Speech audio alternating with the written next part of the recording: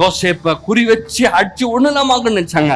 அங்க இருந்து ஆண்டவர் அப்படியே தூக்கி அதுக்கப்புறம் அரண்மனையில உட்கார வச்சார். அதுக்கப்புறம் ஒன்றும் இல்ல, இந்த ப்ராசஸ் எப்பயுமே போயிட்டு இருக்காது. வாழ்க்கையில சில நேரங்கள்ல சொல்லி வழியா நடத்துறாரு.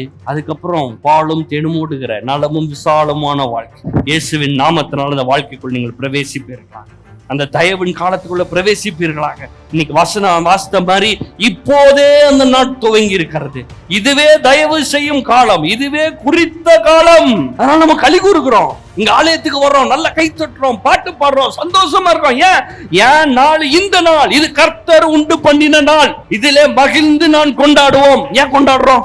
என்னுடைய ஜெயம், என்னுடைய வெற்றி ஏற்கனவே முடிந்துட்டு. இப்போ நீங்க யாரோ தோத்து நீங்க போயிருக்கலாம், உங்க வாழ்க்கையில வேலையில தோத்து இருக்கலாம், பொருளாதாரத்துல தோத்து இருக்கலாம், குடும்பத்துல தோத்து இருக்கலாம். ஆனா நீங்க ஒரு நாள் உங்களை தோற்று போனவர்களாக பார்க்காதீங்க.